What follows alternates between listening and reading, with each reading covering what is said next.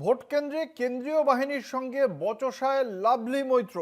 Voter তালিকা থেকে নাম বাদ যাওয়া নিয়ে কেন্দ্রীয় বাহিনী বিজেপির হয়ে কাজ করছে এমনটাই অভিযোগ করেছেন লাভলি মৈত্র। আপনাদের জানিয়ে রাখি,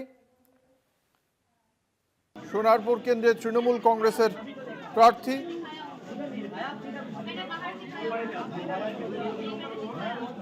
সোনারপুর দক্ষিণ কেন্দ্রে তৃণমূল কংগ্রেসের প্রার্থী লাভলি মৈত্র।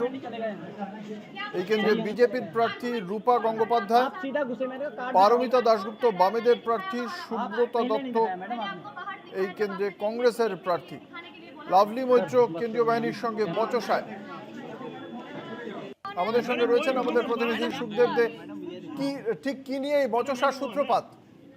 দেখো অঙ্কুরদা, লাভলি মৈত্র সোনারপুর দক্ষিণ বিধানসভার যে তৃণমূল কংগ্রেসের যে প্রার্থী হয়েছেন, তিনি কিন্তু এই 19 নম্বর ওয়ার্ডের 143 নম্বর বুথে যখন নিজের ভোট দিতে যান, তখনই কিন্তু কেন্দ্রীয় বাহিনী হঠাৎ করে তার পথ আটকায় যে আপনি কে, কোথা থেকে এসছেন।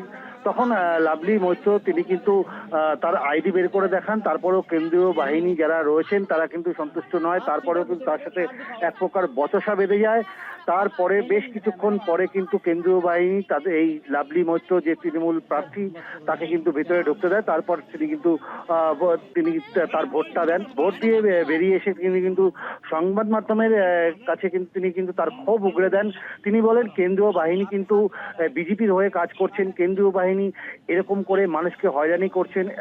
এই একরকম আর একটা কথা বলছি তোমাকে আমি, যে এই ভোটদানের যে প্রক্রিয়া সেটা কিন্তু প্রচন্ড স্লো চলছে, সেটা নিয়েও কিন্তু তিনি সরব হয়েছেন।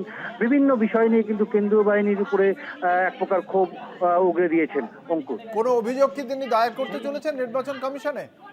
দেখো এই মুহূর্তে কিন্তু কোনো অভিযোগ দায়ের করার কথা কিন্তু তিনি বলেনি। তবে এরপরে যদি এরকম কোনো ঘটনা ঘটে তাহলে তিনি কিন্তু নির্বাচন কমিশনের কাছে অভিযোগ দায়ের করবেন বলে জানিয়ে। এই কেন্দ্রের বিজেপি প্রার্থী রূপা গঙ্গোপাধ্যায়ের কোনো অভিযোগ রয়েছে? দেখো অঙ্কুরদা, যে রূপা গঙ্গোপাধ্যায়ের সাথে আমরা যখন কথা বলেছিলাম, রূপা গঙ্গোপাধ্যায় একই কথা বলেছেন। তিনি কিন্তু কেন্দ্রীয় বাহিনীর উপরে কিন্তু এই যে ক্ষোভ সেটা কিন্তু উগড়ে না দিলেও ভোট যে প্রক্রিয়া সেটা অত্যন্ত স্লো চলছে। বেশ কিছু জায়গায় কিন্তু যে ইভিএম মেশিন সেটা বিকল হয়ে গেছে, খারাপ হয়ে গেছিল। তারপরে ভোট গ্রহণ প্রক্রিয়ায় কিন্তু বেশ সময় লাগে এবং যেই হারে ভোট পড়ার কথা রয়েছে তার থেকে অনেক স্লো চলছে বলেও যে রূপা গঙ্গোপাধ্যায় তিনি কিন্তু অভিযোগ করেছিলেন। অঙ্কুর, ধন্যবাদ। আমাদের সঙ্গে ছিলেন আমাদের প্রতিনিধি সুখদেব দে।